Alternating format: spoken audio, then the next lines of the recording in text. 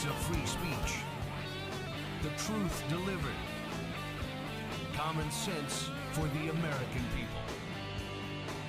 Welcome to the Scott Jennings Show. Gavin Newsom says the most racist thing to a group of African-American voters. We have the audio. A man is shot and killed breaking into Mar-a-Lago in Florida. We'll get the latest on Iran from Rebecca Heinrichs, and we'll also explore where Trump is headed next on his tariff policy. It is Monday, February 23rd, the day before the State of the Union address. I'm Scott Jennings, broadcasting live from Louisville, Kentucky today. This is Common Sense for the American people here on Salem. Quick word of thanks to my friends in Collin County, Texas.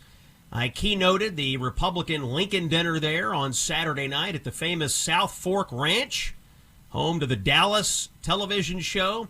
Signed a lot of books in the J.R. Ewing room. It was great fun, and really appreciate the Republicans in Texas for having me down for the weekend. Let's get to the news today, and although it went without much notice from the mainstream media, an intruder was shot and killed breaking into Mar-a-Lago this weekend. This happened early Sunday morning around 1:30 when the suspect made an unauthorized entry through the north gate of the president's resort as another vehicle was exiting. The man is identified, 21-year-old Austin Tucker Martin of North Carolina. He was carrying a shotgun and a fuel can. The president was not there this weekend, but the incident is a reminder of the threats that he and his family constantly face. A major snowstorm is lashing the Northeast today. Over 40 million people under a blizzard warning at one time today. The storm dumping nearly 2 feet of snow in some places, and a major headache on transit in these metropolitan areas like New York and Boston. 20 inches of snow at LaGuardia a little while ago, over 2 feet at Newark Airport. Politics, rough weekend for California. Let's start with this absolutely brutal reporting from CNN. Yes, CNN on Sunday. Fareed Zakaria ran an absolutely damning report on homelessness in Los Angeles and all the money that has been spent there by Democrats, and all for naught. Let's take a listen to that. Cut 11. Take Los Angeles, another one-party metropolis wrestling with affordability and disorder. The city's homelessness budget for fiscal year 2025-26 totals about $950 million. The LA Homelessness Services Authority reported that in 2023, homelessness was up 9% countywide and 10% in the city. And a 2024 AP account noted that homelessness has surged 70% countywide since 2015 and 80% in the city. All this amid public frustration despite billions spent. An audit reviewed $2.4 billion in city homelessness funding and found that officials could not reliably track where it went or what it achieved. Or take Chicago, with a mayor whose approval rating is deep underwater, where the pension promises are so large that they will surely bankrupt the city at some point. What is the theory of good government here? If the answer is keep adding programs, the city will keep producing unaffordability, because unaffordability is what happens when government becomes a machine that grows faster than the society it governs. For Los Angeles, the hits just keep on coming. Homeless crisis, billions wasted. Can't rebuild homes after the Palisades fire. Just an absolute failed city. And this bombshell came on Sunday night. California Governor Gavin Newsom furiously trying out new characters as he runs for president in 2028, was speaking to a crowd of black voters in Georgia. So we have a rich white guy here, a career politician, speaking to a crowd of black voters in the South. You have to listen to how Gavin Newsom chose to attempt to bond with this audience. Here's cut 2. I'm not trying to impress you. I'm just trying to impress upon you. I'm like you. I'm no better than you. I'm a 960 SAT guy. And I'm not trying to offend anyone, trying to act all there if you got 940. But literally a 960 SAT guy. I cannot, you've never seen me read a speech because I cannot read a speech. Maybe the wrong business to be in.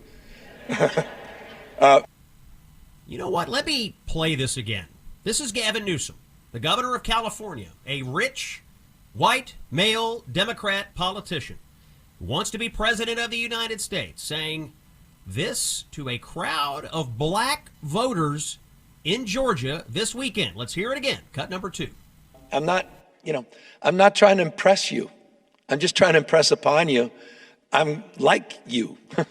I'm no better than you. You know, I'm a 960 SAT guy. And I'm not trying to offend anyone, trying to act all there if you got 940. But literally a 960 SAT guy. I cannot, you've never seen me read a speech because I cannot read a speech. Maybe the wrong business to be in. Folks, this is about the most racist thing you could possibly say. Gavin Newsom telling a group of black voters in a slow, condescending voice, speaking to them like they're children. Hey, I am as dumb as you are. Please like me. Now, if this were a Republican, the news media would be calling it the end of their career. But for a Democrat telling black voters, hey, I know you're dumb, so let me pretend to be as dumb as you are. Newsom, by the way, is claiming he was simply referring to his dyslexia. Folks, prepare yourself. Newsom's dyslexia is going to be the new Biden stutter. When the person says something dumb or racist, just blame it on that. It's the Biden playbook all over again. Now, I would say this is an isolated incident, but things like this have been going on for years. What is wrong with the Democratic Party right now? Let's just go over the last 2 weeks where we've heard this argument about voter ID over and over, that black voters are too dumb to figure out how to vote. In fact, Gavin Newsom made this argument again in Georgia to this same audience. If we require voter ID, black voters will be too dumb to figure out how to vote. He even claimed that he was too dumb to figure it out. Listen to this, cut number 3. You know where your birth certificate is? I lost that at 7. I mean, I don't even know where to begin to get it back. So these guys are not screwing around. The trouble is, if you literally Google, get my California birth certificate, it takes you to a website where you can get your birth certificate on a page run by the state of California, where Gavin Newsom, at last check, is the governor. Gavin Newsom, and let's be honest, other Democrats too, are fetishizing being stupid in an effort to bond with black voters because they're telling on themselves. They do believe black voters are stupid. That is what they are saying out loud. To every black voter in America, please listen to the words coming out of their mouths. These white Democrats like Gavin Newsom, when presented with an opportunity to attempt to identify with you, to bond with you, their first instinct is to conclude, well, these people are morons, so I need to act like a moron too, so they will like me. There is nothing more racist than this. There is nothing more condescending than this. There is nothing more degrading than this. Gavin Newsom joins a long line of rich white Democrats who have played the dumb card to attempt to identify with black voters. Joe Biden, Hillary Clinton, Chuck Schumer, over and over and over again. These rich white Democrats couldn't possibly be more racist, and all the while telling you that it's Trump and his people who are racist. The projection, friends, is off the charts. Scott Jennings is broadcasting to you here on Salem, Common Sense for the American people. Let's get some news about aches and pains. Passing along a listener note I thought was worth sharing. This one from Eileen here in my home Commonwealth of Kentucky. Eileen, 87 years old. There was a point for her where walking had become very difficult. She figured, hey, this is what happens when you get old. But then she tried Relief Factor. Now Eileen, in her note here, says, I'm walking again. I'm even dancing around to music. Her words were simple. She has no pain. Now, she started out taking 3 packets a day. Now she's down to 2. She says Relief Factor made all the difference for her. That's what people are looking for here. Real improvement, not hype. Now, we're using Relief Factor in the Jennings household. You've heard me talk about my own father. He's having a marvelous experience with Relief Factor, playing golf, living the life that he wants to live in his retirement years. If you've tried other options, Relief Factor is worth looking at. They have a 3-week quick start plan. See how your body responds. Call 1-800-4RELIEF or go to relieffactor.com. More to come on the Scott Jennings Show. Where is the president headed next on tariffs following the Supreme Court ruling? We'll find out. We're also checking in on Iran. All of this still to come here on the Scott Jennings Show. Stay with us. Scott, listen, when I prep for my CNN debates, I need to know exactly where the national conversation is headed. And it turns out it's helpful to know that in your everyday life as well. And that's why I tried out Free Spoke. Now, it's my go-to place for search and for news. When you use Free Spoke, it's a search platform that gives you the full story. You get information from the left, you get it from the right, you get non-mainstream, you get independent journalists, you get podcast insights. What you get from Free Spoke is the full story all in one place. And here's the thing, when you search on Free Spoke, you know they are not going to sell your data. It's quite something, actually. It's fast, it's private, it's unbiased. Free Spoke helps me research topics and make sure that I understand the full picture. You can have this tool as well. Just go to freespoke.com/Jennings to download their app for free.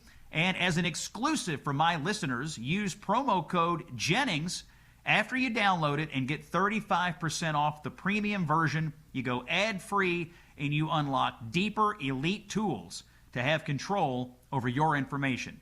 So don't rely on incomplete information. Take control of your own information environment. See every perspective so you can think for yourself, just like I do before every debate. Straight talk without the bluster.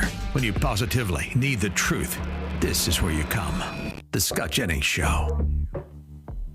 It is Monday, February 23rd, and the United States continues to build up its array of military assets in the Middle East. Here's the president last week on Air Force One talking about the situation with Iran. Cut 7. Today on Iran, bad things will happen if Iran doesn't make really bad a deal. things. What will that? I'm not going to talk to you about that. What is the goal if there is a U.S. military Well, we're strike? going to make a deal, or we're going to get a deal one way or the other. But with a military strike, is it to wipe out their nuclear I'm not program? going to talk to you about that, but we're either going to get a deal or it's going to be unfortunate for them. And since they can't be, have you given them a deadline firm to make a deal? I would think that would be enough time, 10, 15 days, pretty much maximum. Joining us now to discuss, Rebecca Heinrichs. She works with the Hudson Institute, and she is the official national security correspondent of the Scott Jennings Show. Rebecca, welcome back, and tell us, where are we, in your opinion, with this situation with Iran? Thanks, Scott. Good to be here. Well, there, as you just noted, there is a massive amount of military power basically surrounding Iran right now, naval forces, air forces, and in particular concern, one of my colleagues really astutely pointed this out to me over the weekend, the E-3 Sentinel AWACS aircraft, that is for high-end censoring. So if you really want to kind of get an idea of what the adversary is doing and you want to make some options and some planning for potential combat campaign, you're going to want to deploy these. And there are 6 of them now deployed around Iran. So it does, in fact, look like the Trump administration is now evaluating what kind of military campaigns they might give to the president, some options for him to make. So we've heard, Rebecca, that the president might be in one of those options, considering a short-term limited strike to try to drive Iran back to the table in a more serious fashion. We've also seen the president today share a video from Mark Levin talking about that no deal is worth striking with Iran because you can't trust them to keep it anyway. Based on everything you're hearing out in the air, what is the most likely outcome here, and how soon do you think something should or could happen? So I think the way I'm kind of thinking through all of this is we know that whatever President Trump wants to do militarily, and we've seen this with the operation to remove Maduro in Venezuela, and then, of course, the Operation Midnight Hammer to strike Iran's nuclear facilities, that President Trump wants to find that sweet spot. What can we realistically, militarily achieve that gets the majority of our goals that we want with the least amount of risk to U.S. forces either conducting the operation or with U.S. forces in the region? And he likes to keep some flexibility so that if he does carry out a strike, he's not going to feel compelled to be dragged down there. So I would expect that President Trump has asked General Kane, he's the chairman of the Joint Chief of Staff, to give him the various options that kind of meet those criteria. I think that at this point, President Trump understands that the Ayatollah is 86 years old. He's a radical Islamist. He is not going to make a deal. He is going to go down with the ship, and that makes getting any kind of deal impossible. And I think that is bolstered by the video that he showed of Mark Levin. I think President Trump at this point is just looking for the military options to get the most of what he wants done that would benefit the security of the American people. Now, Rebecca, the military has massive amounts of assets in the region. Can you put into perspective for our listeners the size and scope of the military buildup here and maybe compare it to historical situations that we've seen in the Middle East over the last few decades? Yeah. So this is massive. This is a massive amount of, I mean, I shouldn't laugh because it's so serious, but it's breathtaking in the sheer size. We've got two aircraft carriers in the region, the Abraham Lincoln, the Gerald Ford.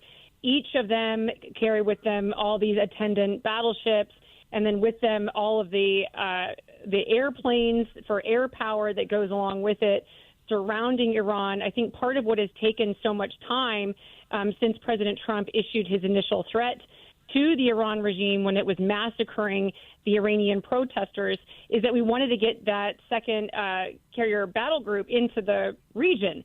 Of course, it's been doing, been carrying out President Trump's mission in around Venezuela, Cuba, and so you have to move these things. Take time to move into place. But just a massive amount. And I talked about those surveillance airplanes, and we basically. Yeah, we've got some deployed around Europe right now, but the majority of them now around Iran. So near unprecedented. I think we've only had one other time around Desert Storm where we've had this much military power in the region. Rebecca Heinrichs with the Hudson Institute will be watching this for the rest of the week. We're going to take a break. When we come back, exploring where the president is headed next on tariffs. Stay with us here on The Scott Jennings Show.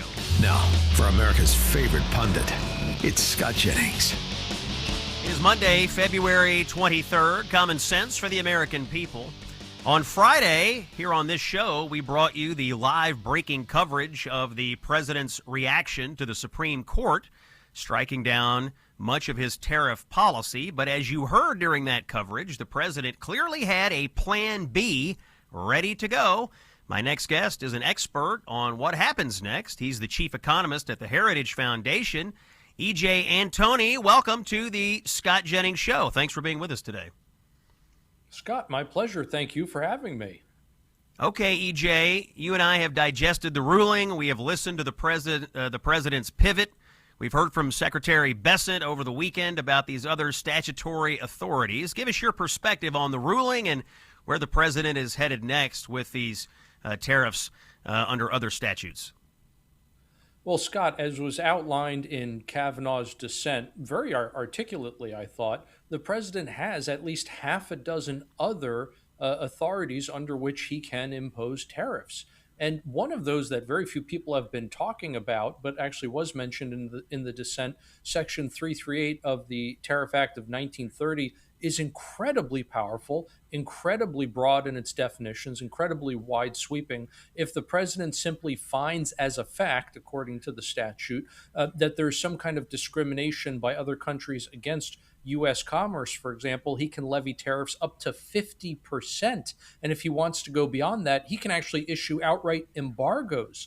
So this idea that somehow tariffs are going to go away simply because the court ruled against the administration regarding IEEPA, one tariff authority in particular, that was never the case. And I think it was very clearly demonstrated just hours after the ruling, when the president slapped a 10% tariff, and that then went up to a 15% tariff only hours thereafter. So again, all of the hype from places like the Wall Street Journal, who kept telling us that if the court rules against Trump, tariffs go away. No, that was never going to be the case, as was evident by the fact that the Trump administration had a plan B ready to go, and as was also evident by the fact that, again, Kavanaugh outlined, I thought very articulately in his dissent, that all of these other tariff authorities do exist. Now, do they impose certain limitations on the president, which IEEPA didn't? Yes, that is true. I think it slows the president down. It limits him in terms of speed. It also limits him somewhat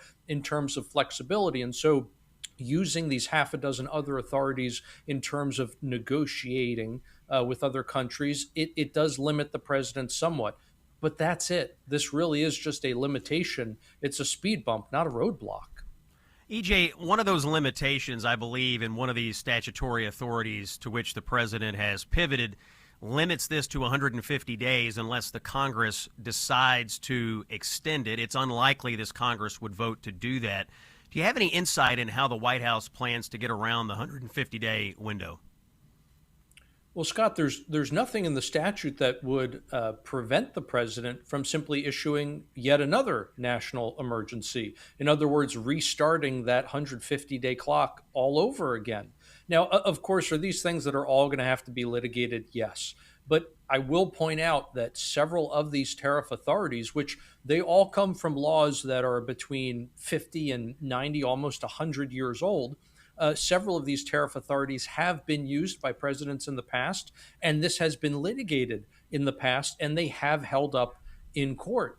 So again, this idea that somehow this is going to stop the president, look, whether you love tariffs or hate it, doesn't matter. And I'm not even at this moment arguing for or against the tariffs. All I'm simply trying to point out here is the fact that the tariffs are not going away. There are far too many other statutory authorities which the president has at his disposal, and he has shown us he is not afraid of using these things. EJ, the president moving his authority around to different statutes here, what is the net shakeout of all of this? Is the effective rate for global tariffs here going to be about the same as it was, or are we going to see a difference here in terms of the effective tariff rate from Plan A to Plan B? Scott, it's a great question. I would say overall, in the long run, again, not the short run, because there are some limitations here in terms of, I think, the president's flexibility and speed. But in the long run, that we just don't see those same limitations on the chief executive. So therefore, you would expect that the overall tariff rate, the average tariff rate on everything coming into the country is going to stay roughly the same as it was before the Supreme Court issued their ruling on Friday. Let's talk about the Supreme Court a little bit, and specifically Democratic hypocrisy. Some Democrats are flip-flopping pretty hard when it comes to the Supreme Court. In fact, let's hear from Elizabeth Warren. This comes from our friend Maze Moore on the X platform. Here's cut number 4. We have a Supreme Court that has basically jumped the guardrails and is out there giving power to the president, saying that the president can commit any act that the president wants, saying that Congress cannot authorize agencies to act. So we've got a Supreme Court that is actively undermining our democracy. My view right now is the courts are where we are hanging on to our constitutional structure. They still have the power to hold everybody else in this country in contempt if they do not follow lawfully issued court orders. EJ, it seems like Elizabeth Warren's view of whether the Supreme Court is destructive or constructive depends on what their ruling is at any given time. What'd you make of her? Just more hypocrisy, Scott. This is more of the same from the woman who, thought it was okay to lie about her DNA, for example. I mean, what an absolute joke from a joke of a woman, quite frankly. And I'm sorry if that sounds harsh, but I think it's true. This is also the same woman who who right before the 2024 presidential election was pressuring the Fed. The woman who today talks about we have to do everything to maintain the Fed's independence, she was trying to destroy the Fed's political independence in 2024, pressuring them to do not just a quarter basis point cut, excuse me, a quarter percentage point, 25 basis points, not just a half a point or 50 basis points, but a full 3/4, 75 basis points. That's what she wanted, because she wanted to try to goose the economy right before the election. Fast forward to today, and all of a sudden rate cuts are off the table. Why? Because the guy in the White House has an R after his name. She is an absolute hypocrite on just about everything I can think of. That voice you're hearing today, E.J. Antoni, he's the chief economist at the Heritage Foundation. We're discussing the president's tariff policy. EJ, I want to shift gears and talk macroeconomics a little bit. Give us your current analysis of the U.S. economy ahead of the president's speech to the nation tomorrow night. What would you like to hear him say, and how would you describe our economic situation if you were in his shoes? Scott, I think I'd like to hear the president acknowledge two different things, which sometimes are viewed as opposites, but they're really not. It's just, I think it's more so a statement of how far we fell under Joe Biden. In other words, I want to hear the president say, number one, we were on the wrong track, but now we're on the right track. So wrong direction, we course corrected, we're heading in the right direction. That's a good thing. But the second thing, I think, is recognizing the fact that a lot of people are still hurting today. And a couple of real quick data points illustrate that. Number one, if you look at what the average American's weekly paycheck could actually buy, so not just the size of the paycheck, but what they could buy with that paycheck, it shrunk about 4% under Biden because prices rose so much faster than wages that those higher incomes actually turned into lower standards of living. So that's the first one. Now, under Trump, what has happened? Again, we've course corrected. Your paycheck goes about 2% further after 1 year of the Trump presidency. So we've gotten back half of the lost ground in terms of real or inflation-adjusted incomes. But again, that tells you have not yet regained all of the lost ground. So a lot of people, yes, they're still hurting today. Another quick point, Scott, is the fact that under Biden, the monthly mortgage payment on a median price home in this country literally doubled. It rose a little more than 100%, I think about 105% under Biden. In just 4 years, that's insane. Now, under Trump, it's come down about 8% or so.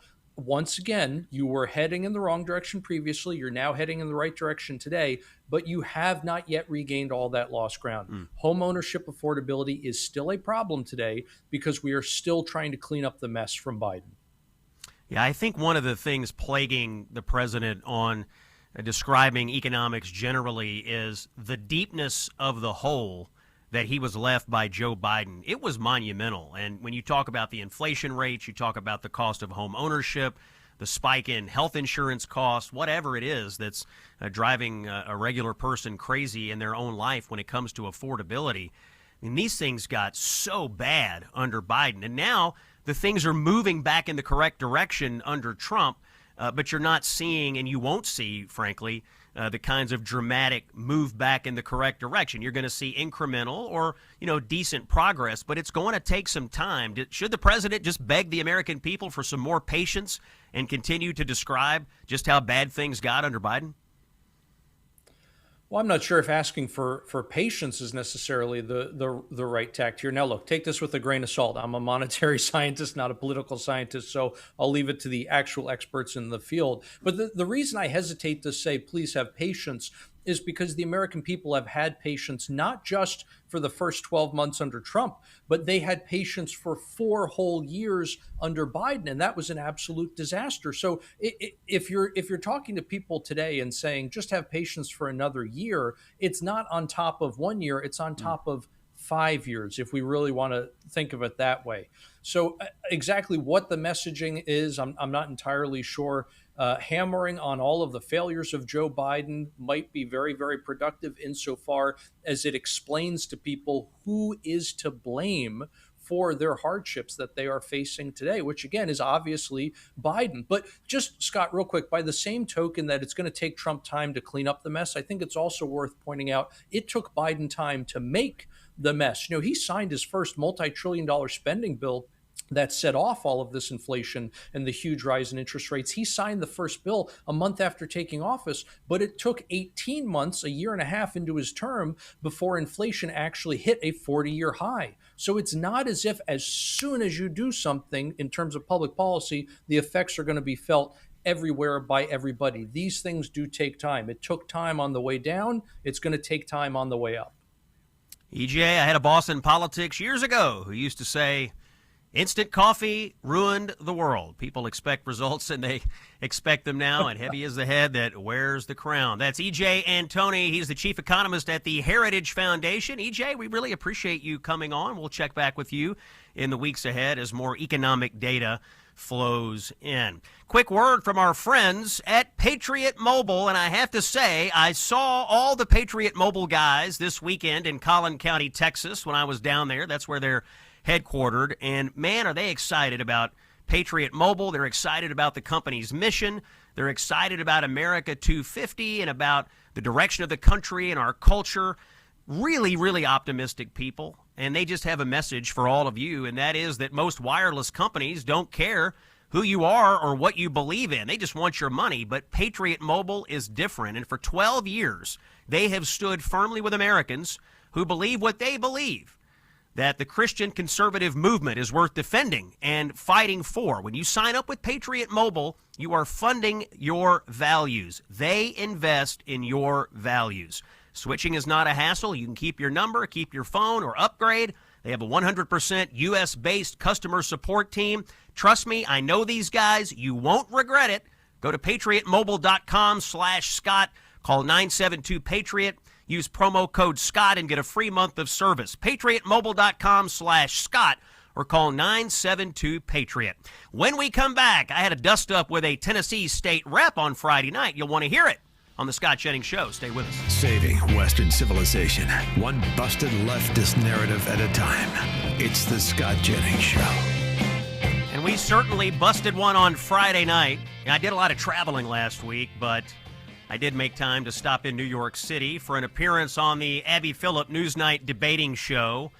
And they stuck a guy out there with me named Justin Pearson, who is a state representative from Tennessee. He's running for Congress in a Democratic primary, actually, against a guy named Steve Cohen, who is the last Democrat in Tennessee's congressional delegation. But we got into it over immigration. Justin Pearson said we should abolish ICE and replace it with something that could, quote, do the job. I had some questions for Justin Pearson. It's insane. It's a minute and 41 seconds of the distillation of the insane policy position of the Democratic Party today. Let's listen to it. Cut number one. We have to abolish ICE. We have to abolish the Customs and Border Patrol in the way that they currently exist and replace them with something that actually does the work that we need for them to do, and that is effective at holding these people in this administration accountable. I'll tell you what the work is not. The work is not killing American citizens. You said the work we need them to do. I'm interested in your opinion. What is the work that we need them to do? Absolutely. One, the work is not killing American citizens. No, what is the work we need them to do? Well, first, let's look at what they don't need to do. They don't need to go into communities like Memphis, Tennessee. Do they need to deport illegal aliens? Where they're currently terrorizing and traumatizing our communities. What we also need to make sure is that we have elected officials who are creating a pathway of opportunity for people who are currently undocumented. Do we need a federal law enforcement agency to deport illegal aliens, yes or no? We do need a federal law enforcement agency that deals with immigration, that doesn't kill people. To deport illegal aliens, what we do also need is laws that make sure that people who are undocumented... Is there a single illegal alien that you would deport? You know, this is what I want you to focus on. Is there one? I want you to focus on. There are a lot of people in this country and in this community, in our communities, that have done so much to make them better, and we need to be prioritizing how we create opportunity. Is this the Democratic position for 26? The Democratic position in 26, the Democratic position in 26 is that we don't terrorize American citizens, we don't terrorize undocumented people. If you were advising Democrats in 26, would you advise them to answer this question this way, that you can't say there is a single illegal alien that should be deported by the federal government? What is shocking to me is that you think you can narrow the challenges of immigration, 20 million you can challenge the issues of immigration into one yes or no question, when the reality is the policies and practices should we follow the law is the yes or no question. Have led to the deaths of American citizens and has not produced the results. No deportations. That's the Democratic position. Okay, that was CNN Friday night. And as you can hear, the Democratic position for 2026 was made very clear. It was an honest debate. Abolish ICE, abolish Customs and Border Patrol, And we can't articulate a single person that we want to deport. He could have said anything. He could have said, yes, anyone who murders, we should deport. Anyone who rapes, anyone who steals, anyone who terrorizes children. You know, he could have said anything about who should get deported, but he couldn't name a single person that they want to deport, because the true answer is, and the truth of it all, there is no one that Democrats want to deport. They let 20 million people into this country during the Biden administration, and they want to keep them all here. They will pull out all the stops. And that man, Pearson, is running in a Democratic primary. The radical Democratic base demands that they spend more energy on keeping illegal aliens in this country at all costs than on any other issue. Do they care about making your life more affordable? No. Do they care about fixing health insurance that they broke? No. Do they care about reducing crime rates? No. Do they care about our national security? No. They care about one thing and one thing only: keeping illegal aliens in this country that Joe Biden let in. That's what they will do. If Democrats regain power in 26 or 28, you heard it. Abolish ICE. Abolish Customs and Border Patrol. Deport no one. That is the Democratic position. Don't take it from me. Take it from them. Rounding out the first hour here of the Scott Jennings Show, don't forget we are having the unforgettable Gulf of America cruise happening this November. Turquoise waters, white sand beaches, incredible food, plus Mike Gallagher and Scott Jennings having discussions with all of you about the issues shaping America. It's going to be a luxury ship. It's going to be a great time. You're all invited. We're going to celebrate the 250th anniversary of our nation. Book your cabin today. Text the word cruise to 94878 or visit scottjenningsshow.com and click on the Gulf of America cruise banner. Another hour ahead, we're going to talk about the Mississippi Miracle with Governor Tate Reeves. That's after this. It's Common Sense for the American people. I'm Scott Jennings. Stay with us here on Salem. The voice of free speech. The truth delivered. Common sense for the American people. Welcome to the Scott Jennings Show. It is Monday, February 23rd. Scott Jennings broadcasting from Louisville, Kentucky today. Tomorrow we'll be in Saginaw, Michigan. I'm being dispatched by CNN with Van Jones to a bar in Saginaw, Michigan, where we'll be talking to voters about the president's State of the Union. So tune in tomorrow night for my State of the Union coverage on CNN. And then on Wednesday on this program, we'll have our breakdown of the president's speech. This hour, we're going to talk about education. When national education scores and achievement metrics were released every year, it used to be that the folks in Mississippi could always know where to go to find theirs. They would go to the bottom. For decades, Mississippi routinely ranked the lowest in many of the nation's testing rankings. The National Assessment of Educational Progress, or NAEP scores, that came out of Mississippi were often so poor that the satirical term, "thank God for Mississippi," became widely used in other state capitals. The phrase was a reminder that no matter how bad your state had done, you could always count on at least beating Mississippi. But then everything changed. In the last decade, through a series of policy and curriculum changes, Mississippi started to climb in the rankings. No longer was the state a laughingstock, but rather it became a model for the entire nation. Test scores increased, graduation rates increased. Mississippi students went from performing a full grade level below their peers around the country to performing nearly a half a grade level above the average U.S. student. This all happened between 2013 and 2024. And after adjusting for demographics in 2024, Mississippi was the nation's #1 state in reading as well as in mathematics. Literally, #1 in the nation in reading and math. We call it the Mississippi Miracle. And joining us to discuss this miracle today is the governor behind this incredible turnaround. His name is Tate Reeves, the governor of Mississippi. Governor Reeves, welcome to the Scott Jennings Show. Well, hello, Scott. Thanks so much for having me on today. Well, we're really proud to have this conversation and proud of what you have accomplished on behalf of school children in Mississippi. So I'll just start here. How did you do it? Well, first of all, Scott, I think you have to go back to the 2011 elections, because people like you and me know that elections have consequences. And in 2011, for the first time since Reconstruction, Mississippi elected a majority of the state Senate was Republicans, a majority of the state House of Representatives were elected as Republicans, and we had a Republican governor. And we had, I grew up and went to public schools at Florence High School, and I got a great education. So while I certainly never believed that we had the worst educational system in America before that, there were certainly, as you point out, statistics that would prove otherwise. Well, we went in and we instituted a series of conservative reforms, primarily in 2012 and 2013 in our legislature. We then worked with our State Department of Education to ensure that they implemented those reforms in an appropriate manner. And here we find ourselves 10 years later, and it was even the New York Times called it the Mississippi Miracle. But I'll be honest with you, Scott, I use that term a lot, that phrase a lot, because it gets people's attention. But I'll be honest, it really wasn't a miracle at all. We just put in good, strong, conservative reforms, and they've made a huge difference for all of our kids in all of our school districts. Let's talk about the reading scores. The turnaround in literacy and reading has been nothing short of remarkable, and it seems like phonics education has been the key. Can you talk about that, implementing a return to studying phonics? Was that the trick to this whole thing? It played a significant role. At the time, we called it the third grade reading gate. Now it's it ended up having an official name of the Literacy-Based Promotion Act.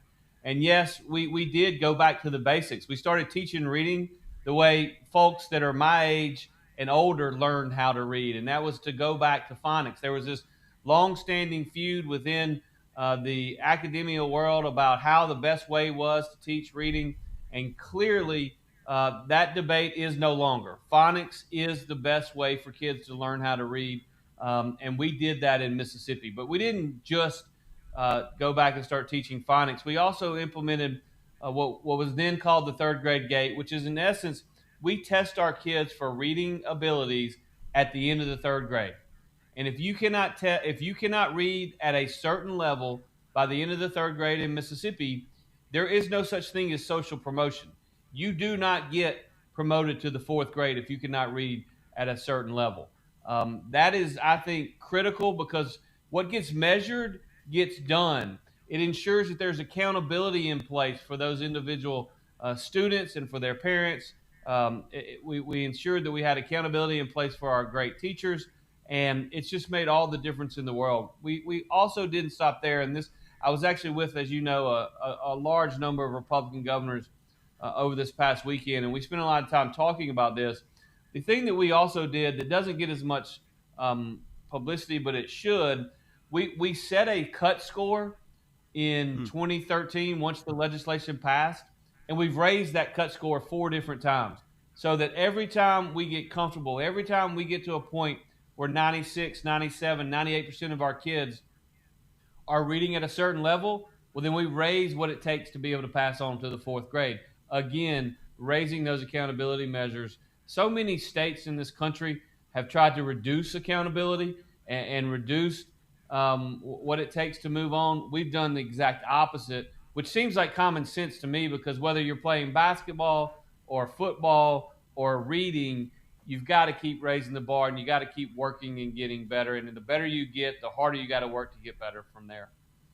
That voice you're hearing on the show today, Governor Tate Reeves of the state of Mississippi. We're talking about the remarkable and dramatic turnaround and improvement in education scores in Mississippi. Now, Governor Reeves, you said that you elected a bunch of reform-minded Republicans to the state legislature, and you had a Republican governor, but I know you ran into some resistance as you were trying to do these reforms on education. Talk about the resistance. Who resisted you? What hurdles did you have to overcome? Because there are other Republican states sitting out there who simply haven't been able to go as far as Mississippi. In fact, I'm sitting in one of them today here in Kentucky. Tell us about the resistance, how you overcame it, and your advice for Republicans in policy-making positions around the country. Well, we refer to those that resisted us and, quite frankly, resist all change as the coalition of the status quo. The people who have been doing it for so long and are absolutely convinced that they have to be doing it right because, after all, they've been doing it the same way for so long. The reality is that you can look at your numbers, and if you're not moving up, then you're getting passed up. I remind folks in Mississippi and across the country all the time, we've gone on an absolute basis from 49th in the nation in fourth grade reading to number 9 in America overall in fourth grade reading. Yes, when adjusted for our demographics, we go up to number 1. But if you don't adjust for demographics, we're number 9 in the nation, and we just had to have enough politicians with guts to stand up and say to those who were fighting us, to the coalition of the status quo, in large measure to the very school superintendents that claim that they are focused on doing what's best for children, that did not want to change the way they do it, that did not want increased accountability standards. We just stood up and said, we're going to do more. We're going to give our teachers the tools that they need to do the great things that they've done. And oh, by the way, in my first term as governor, we passed the largest teacher pay raise because as a conservative, I believe in rewarding success. And that's exactly what we've done in Mississippi. That's Governor Tate Reeves of Mississippi. They have had a dramatic and, frankly, miraculous turnaround in education. That has paid dividends for the state of Mississippi as reading and math scores and high school graduation rates have gone up. It has led to business investment opportunity. There are businesses now even leaving California and moving to Mississippi, and Governor Reeves put his state in a position to take advantage of all of that. Governor Reeves, really appreciate your time. Thanks for joining us on the show today. Thanks, Scott. Have a great afternoon. Thank you, sir. Let's get a word in here from our friends at Relief Factor. As you know, we've been collecting stories from Relief Factor customers around the country. Here's Rod in Texas, 64 years old. Used to build houses on the side. Years of hard physical work left him with excruciating back pain that became unbearable. Unbearable. That's his word. So he gives Relief Factor a try and, quote, within 4 days, most of the pain subsided. Over the next few weeks, it continued to improve. Rod said, and I quote, being pain-free is indescribable if pain is holding you back. And as you get older, you might be saying to yourself, I just got to live with it. It's just the way it is. But as you just heard from Governor Reeves, things can change, including your own life. Do it with Relief Factor. Try their 3-week quick start. See how it works out for you. Call 1-800-4RELIEF or go to relieffactor.com. Ask yourself, how would it feel to be out of pain? We might just get the answer with Relief Factor. More on the Scott Jennings Show after this, here on Salem. Stay with us. Ready for some common sense and a little Kentucky windage? Here's Scott Jennings. Really grateful for Governor Tate Reeves of Mississippi coming on the show today. The turnaround in Mississippi, just absolutely game changer for the students there, for the state. The connection between the improvement in education and the state's business climate is undeniable. It's red states that are leading America right now in education reform, and blue states that are still being strangled by these teachers' unions. They adhere to the old ways. They don't care about children. They only care about themselves and about political power. But people like Tate Reeves in Mississippi and some other red states, they are cutting through all the crap and getting to the core of what's happening, reforming what needs to be reformed, and it is to the benefit of all these kids. So thank you, Governor Reeves, for coming on the show today. By the way, here's something every parent needs to hear. More kids are being targeted online through gaming platforms, these companies that profit from screen time and engagement. On these platforms, predators are slipping through the cracks and families are paying the price. Our friends at Child Help hear from children every day who were contacted through these games and other apps. These kids are being groomed, manipulated, or threatened by adults pretending to be someone else. One boy reached out through Child Help's hotline, terrified and ashamed. An adult that he met in an online game was demanding photos and threatening to lie to his parents if he didn't comply. That chat that he had with Child Help may have saved his life. That's why Child Help matters. It's why your $27 donation matters. Every $27 funds another contact with that hotline. If big tech won't protect our kids, we have to help Child Help do it. Again, donate to Child Help. I am a personal donor. I know them. I've met with the leadership. I've been to their headquarters. I wouldn't ask you to do something I don't personally invest in or believe in. Text Child Help to 94878. Give your $27 today or visit childhelp.org/Scott. Scott Jennings here on Salem, gearing up for a big week. We've got the State of the Union this week. As I mentioned, I'll be broadcasting from Saginaw, Michigan tomorrow as I go up there for some CNN State of the Union coverage. We'll be talking to some voters in Saginaw. And on Wednesday, I'll be back in Washington. We'll be broadcasting live from the National Republican Senatorial Campaign Committee office, the Ronald Reagan building. We'll have a number of U.S. senators coming through the show. I also want to highlight something else big that's going on this week, something coming from our good friend Dennis Prager. Dennis's latest book is called If There Is No God, The Battle Over Who Defines Good and Evil. Now, as many of you know, in November of 2024, it was announced that Dennis suffered a severe spinal injury which affected his diaphragm and movement below his shoulders. Dennis is obviously a legend here at Salem and in this business and in politics and in policy. And to watch Dennis Prager fight all this and fight through all this despite his injury has been inspirational and incredible. And now he has this book coming out. And I don't think Dennis is going to be able to do as much promotion on his book as he would normally be able to do. And I want to do some for him because anything Dennis Prager writes